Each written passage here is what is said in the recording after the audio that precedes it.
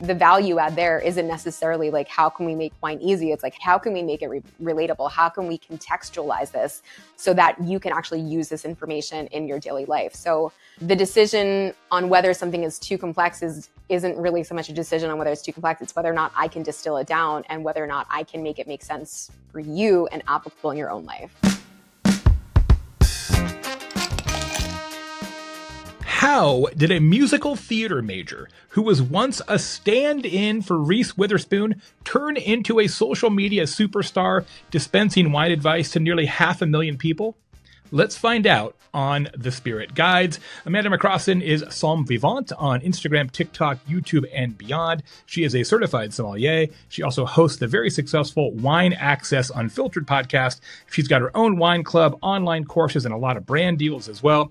What is next for Amanda, and how has her life changed since she started on her journey as a content creator? We're going to find out on this very episode of The Spirit Guides, the show about the entrepreneurial journeys of the world's top booze influencers. I am your host, Tequila Jay Baer. Now, fans of the show are known as the Sippers, and all sippers know that every show can be found at thespiritguides.info, and the videos are always at thespiritguides.video.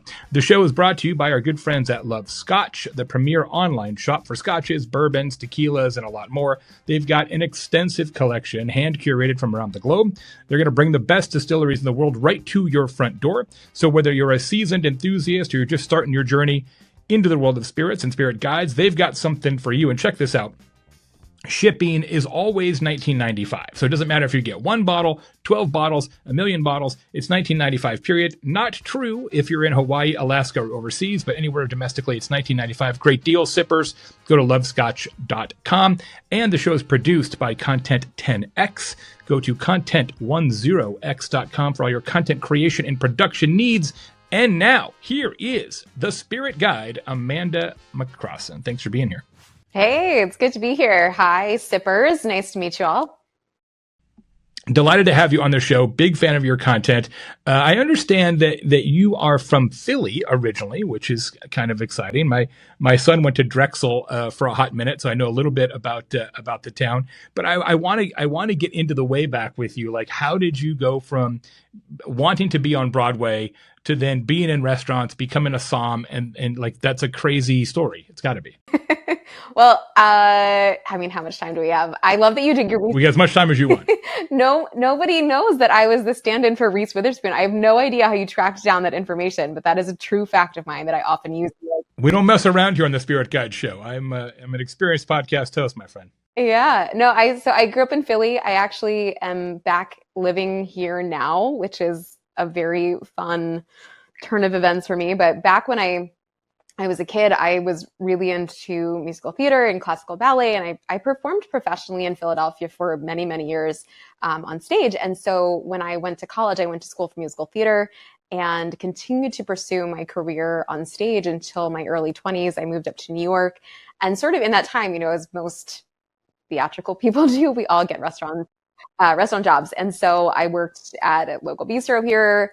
Didn't really know anything about wine. My parents didn't have wine. Like, I joke usually when I'm on stage that, like, now if I go, like, I just did the Aspen Food and Wine Classic, and like the joke is the only wine cave that we had was this like closet that held our ski stuff when we went skiing once every winter, the vacuum cleaner, a bottle of Bailey's, and then like some box wine, and occasionally a bottle of like Conundrum. And that was it. That was like our entire wine collection.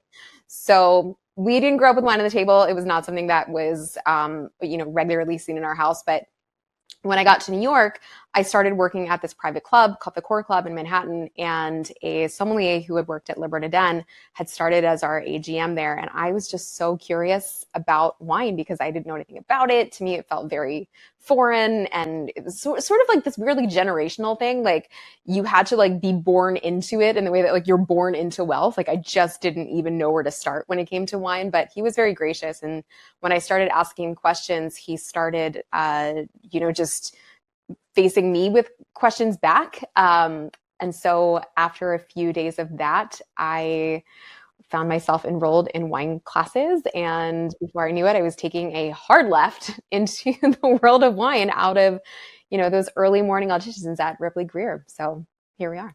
So you knew right away. You were like, boom, this is my thing. Well, I mean, yes and no. I think as anyone who's had a dream when they're growing up, that transition is always kind of a weird struggle, or at least it was for me. And so no, it wasn't a hard left. What I did find was that I had stopped going to auditions. I was more engaged with what was going on in the food and wine section of the New York Times, and I was going to wine classes more regularly. So I think it was just sort of this like interesting transitional shift in my life that presented itself in the way of core club where I was working was paying for my schooling.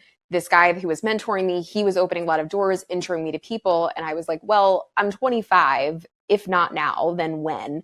When is this opportunity going to present itself again? And I'm really glad that I did that, because looking back on it, it was lucky. It was very fortuitous, because today learning about wine it's still not easy. I mean, you still really need a mentor. You need people to open doors for you. So I was just very fortunate to have had all of those circumstances happen when they did in my life, and for me to walk through the door when they were open. Do you feel because you had such great mentorship earlier in your wine education career that that's partially why you do what you do, that you're sort of paying it forward to the next group of people who want to learn more? I've never really thought about it that way, but yeah, I think more than anything, it's a way to what I do is really an homage to myself at that age, if that makes sense. So it's really just sort of paying it back to me, which sounds really narcissistic. But I mean, truthfully, like when I was 25, I just didn't really even know where to start. And even my mentor, I mean, he was like, a French guy who did grow up with wine on the table. And so even though he was teaching me and he was showing me the ropes, a lot of what he was saying really didn't translate because we didn't have a shared experience. And so for me, coming back and putting content out there the way that I did, I am always really cognizant of the fact that when I was 25, I didn't know anyone that looked like me that drank wine. I didn't see myself in other people. And so I guess that's sort of the way that I see it in terms of why I produce what I produce. I was going to ask you about that. You know a lot about wine at this point, because after New York, you ended up in Napa and working at, and then ultimately running the wine program at Press, which is one of the most well known wine oriented restaurants in the United States. How do you decide what level of content to put out there? Because as you know better than anybody, you can really go down the rabbit hole in wine. And so how do you decide whether to kind of do a 101, a 202, a 303, or sort of the master's thesis level of wine education, certainly in your social media content? That is a very good question. I don't know. I more than anything, I tried to find interesting ways to distill things down that make sense for people. And I think if I have a superpower, it's my ability to take really complex ideas and distill them down very, very simply. I joke, I love my father so much, but he was an engineer, and his brain was just like you asked him a question and you got an answer back that took a full day to dissect. And so I got really good at, taking information and then like breaking it down into something much more simple. And so when I think about content around wine, what I'm thinking about is like, how can I take a principle that may be a 201 or 301 and really dumb it down? And then also, not necessarily dumb it down, but like, how can I make it relevant to your life? How is this applicable to someone's drinking patterns? And so for me, the value add there isn't necessarily like, how can we make wine easy? It's like, how can we make it relatable? How can we contextualize this so that you can actually use this information in your daily life? So, the decision on whether something is too complex isn't really so much a decision on whether it's too complex. It's whether or not I can distill it down and whether or not I can make it make sense for you and applicable in your own life.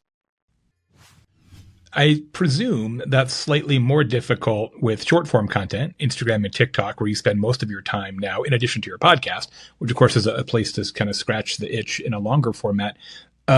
It looked like you used to do more on YouTube and now a little bit less, and have done more of the bite-sized snackable content, as they say. Is that more challenging to sort of convey what you're trying to convey in 60 seconds or 90 seconds or whatever the number is? It's a little bit of both. It's funny you mentioned the YouTube thing. I've been itching to get back into doing longer form content. I think because I've been doing such snackable content for so long. It's It's harder in terms of like, I have to script things, and I really have never loved scripting things. But in order to get the message across concisely, like it really has to be broken down line by line, because, as you know, you only have 90 seconds on Instagram and, however long on TikTok. So they're harder in different ways. And then of course, YouTube, I can just talk to camera, but then I have to edit that at the end of the day. Right. So they're harder in different ways, but it is, I think appreciate the challenge of making it more snackable, and getting that done more quickly.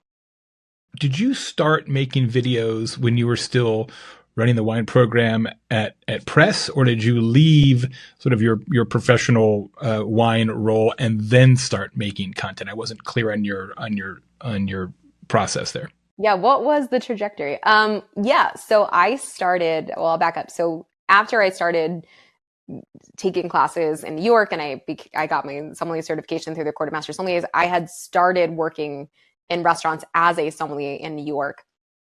And when I was doing that, I got connected with there was a show called The Wine Show. It was very successful, more so in the UK than in the US. But when they were first mounting that show, I had gotten connected with the then executive producer, and they had put me in. I was supposed to be part of the show. They had put me in all of the creative stuff, and we had meetings about it. And in doing that, I had talked with a few casting people about their recommendation on, like, what are best practices here? And one of the pieces of advice that I got, and this is 2014-ish. So this is like nascent stages of social media, more so when like Twitter was big. There was no video content on Instagram. YouTube was like taking off. Gary Vee was, very much a thing. One of her pieces of advice was build a social media following, because that's something that you can leverage in negotiations. It's something that makes you more powerful. And it was a really good piece of advice that I took to heart, maybe not initially, but kind of later on. And I always sort of thought about that. And so when I was in New York, I made a couple of videos, didn't really know anything about shooting, about editing. I had just made a couple of videos. And then when I got to California, to Napa to be the sommelier at Press, that's when everything started to make sense for me. So I knew that I wanted to start building this social following. I knew that I wanted to create video content, and I didn't know how I was going to do it. But when I started working at Press, I was brand new to Napa Valley. My experience at that point was mostly with European wines. And if you've ever been to Press, you know that wine list is specifically Napa Valley. It is the largest, deepest collection of Napa Valley wines in the world.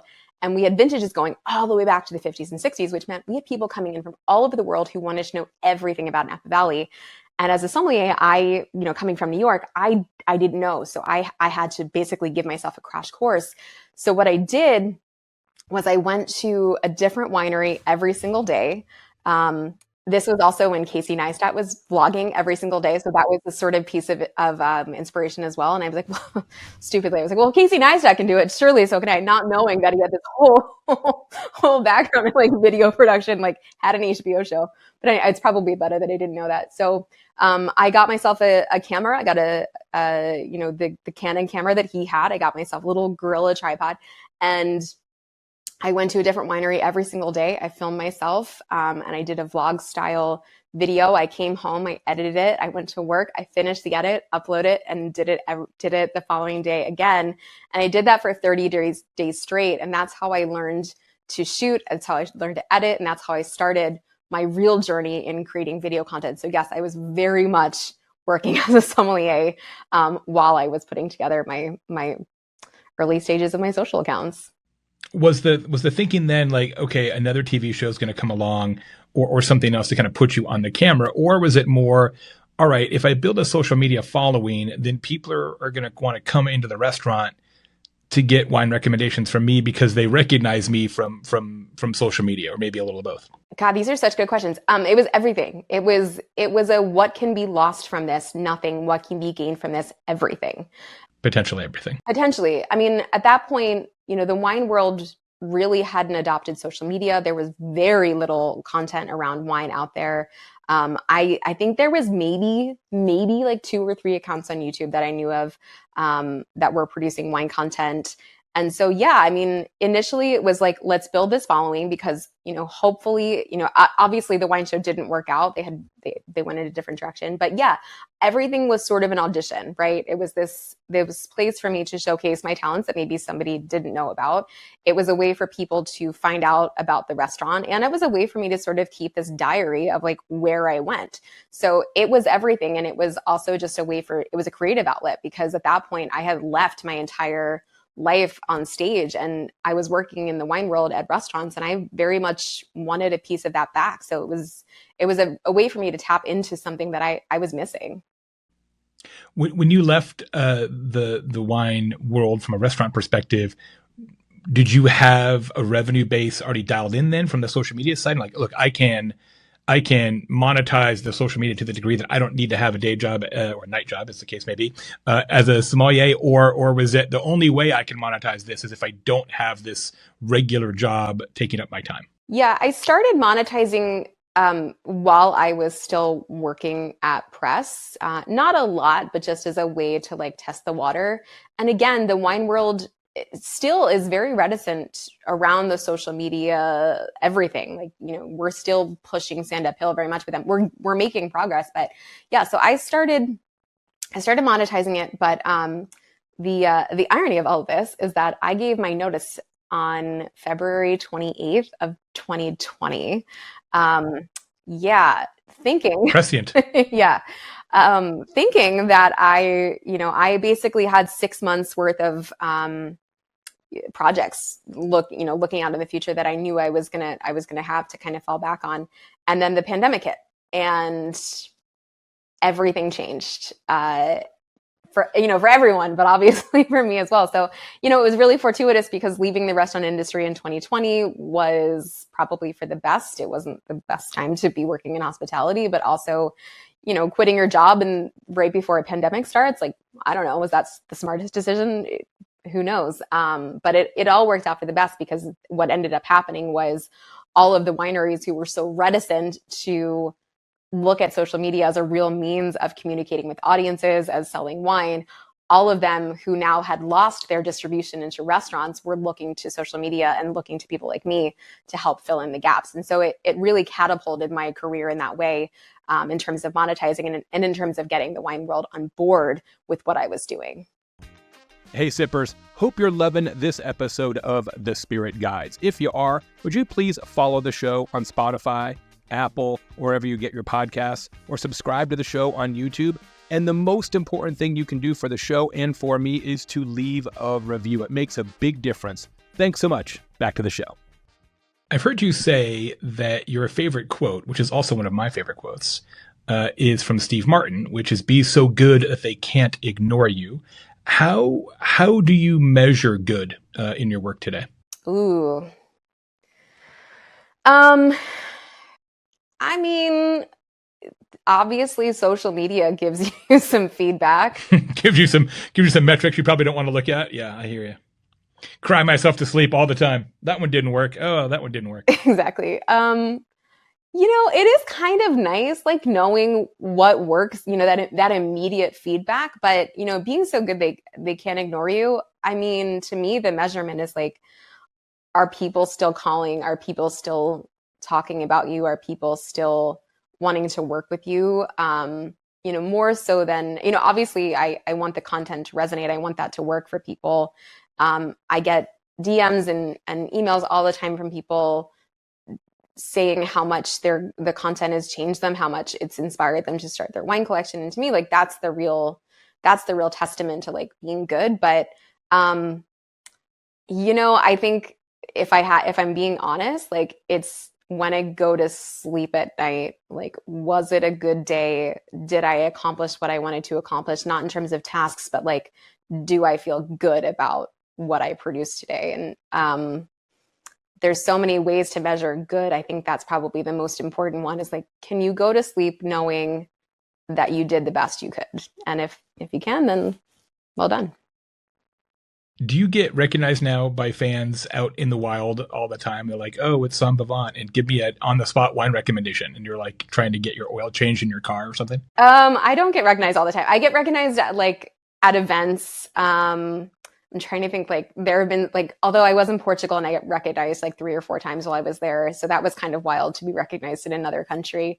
Yeah, I mean, I get recognized. I think mostly, people ask for recommendations in the DMs more so than they ask them in person. It's more of just like I'm so excited to meet someone that's like seeing what I do and is, usually what they say is like, I got that wine that you recommended, or, I went to that place that you recommended and we loved it, or, something like that. And it's so funny though, the wine recommendations on the spot are so hard for me. I don't know, like, it, like, my brain just completely empties out and I'm like I'm at a loss for words.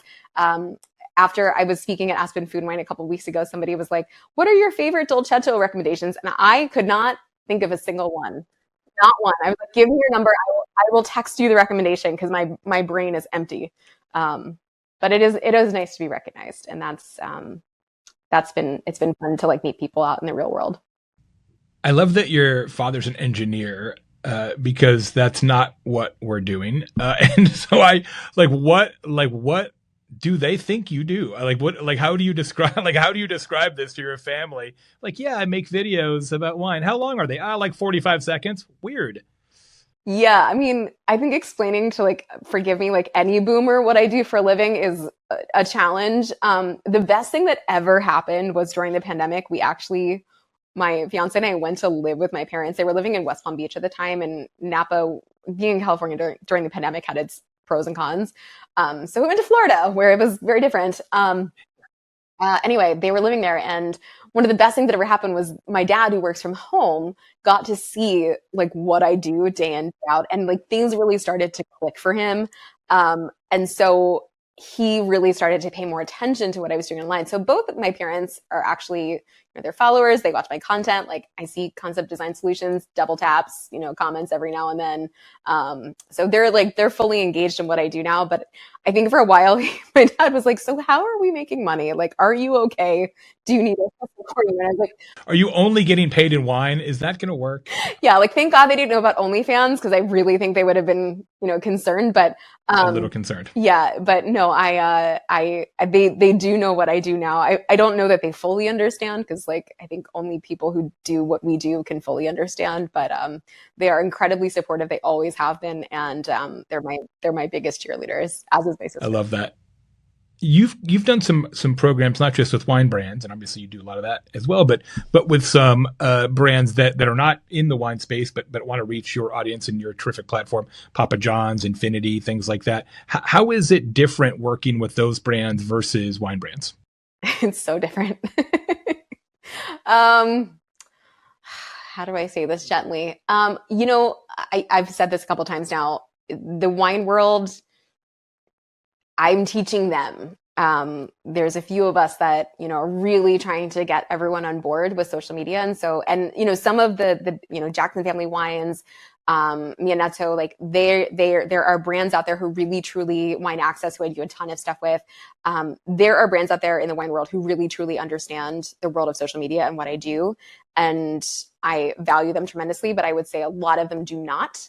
And so the difference between working with brands like Infinity and Papa John's, Williams-Sonoma, those guys have like full teams, dedicated teams, who all they do day in, day out is social media, working with influencers. And so there's an SOP there, right? There are things that happen more fluidly in working with brands like that are not happening in the wine world. And so that's kind of where we're playing catch up on that side, is like, making sure that I'm going to conventions and I was just speaking at like a B2B conference around best practices, how to work with influencers. So there's a lot of teaching on that side versus working with like Williams-Sonoma. Like, I joked with the team there, like, this is the most organized, like lovely, like piece of material that I've ever seen. Like, I know exactly what you need. I know what like shots I need to get. Like, thank you so much. So, there's pros and cons to both, of course. It's like, it's fun to work with, someone that doesn't necessarily know like what to expect, and you can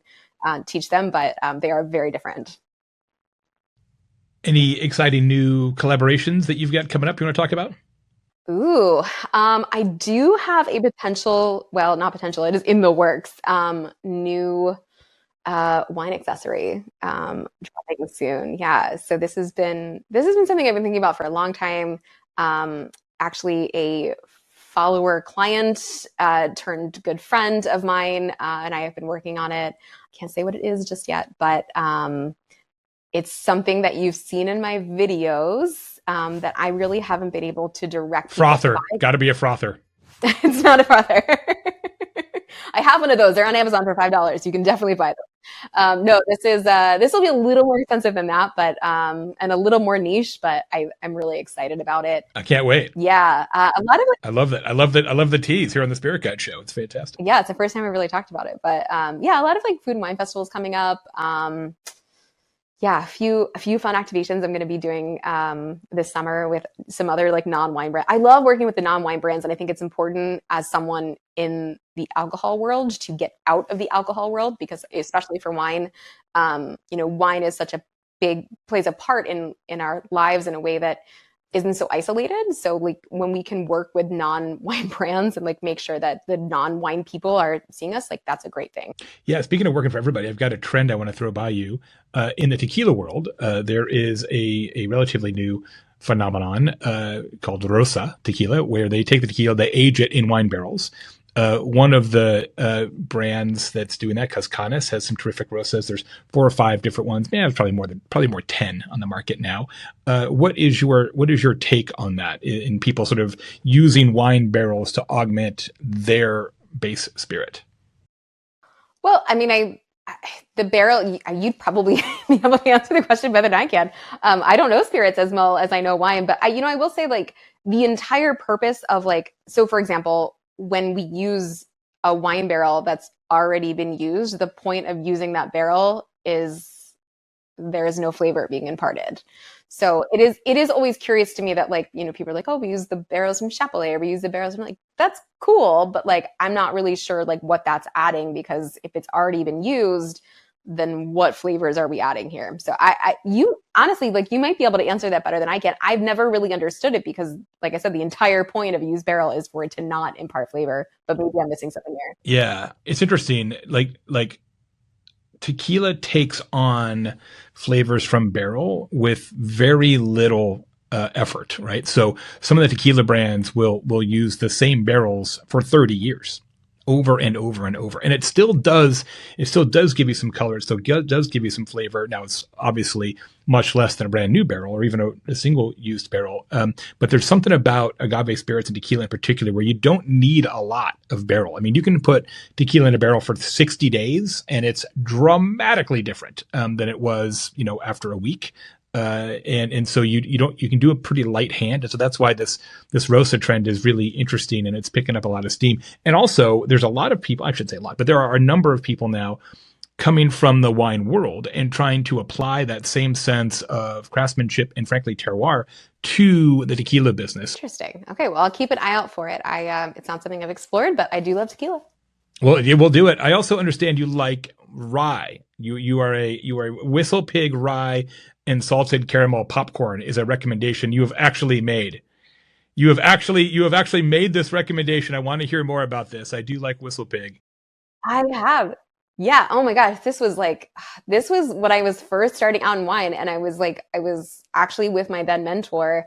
We had bought a bottle of Whistle Pig. Whistle Pig, by the way, this is going back to like 2000, probably like 12 now. I remember a time when you could just get Whistle Pig. Yeah, just walk into the store and buy it. Yeah. And this was one of those times. And so, yeah, we went to this store not far from my parents' old house in Pennsylvania, and they had a bottle of Whistle Pig. They had been to the Jersey Shore like that weekend, and they went to the boardwalk and got a big thing of Johnson's popcorn, which if you go to the Jersey Shore and you go to the boardwalk, you get so it's basically just like a caramelly toffee popcorn. And we were sitting outside and we're like, oh, let's have some whiskey. And like my mom brought over the popcorn and we had them together just sort of like serendipitously. And it was the best thing I've ever had. And it was one of those moments where I was like, oh, food and wine pairing, like this is a real thing. And you can do it with spirits as well.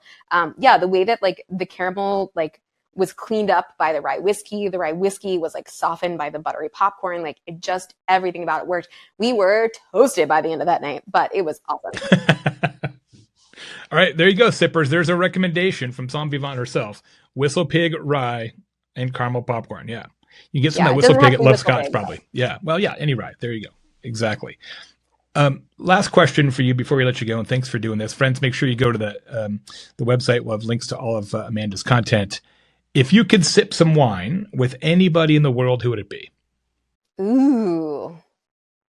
Well, I'll give one answer that's a little geekier, but the first person would be Andrei Chalachev, because he's sort of the godfather of wine in California, and he's worked with everyone, and I would have a million questions, and he'd be totally sick of me by the end of the bottle, but I would love to talk with him. The second one, who I've never met him, but we mentioned him earlier in the podcast, is Steve Martin. I would love to meet Steve Martin. I would love to have a drink with him. If Bill Murray wanted to join as well, he'd be awesome. But I love comedy and I love drinking. And I think Steve Martin is one of the wisest and most interesting humans on the face of the planet. And that would be my choice. I concur. And his biography is so good. Highly recommend that book, Born Standing Up, especially the audiobook, because he reads it and it's really terrific. Yeah. I loved it.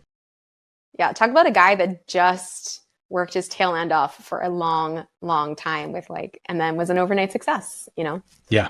And is good at everything, which is amazing. And is good at annoyingly good at everything. And I hate those people, but I admire them as well. Thank you again for doing this. Really appreciate it. Congratulations on all the success.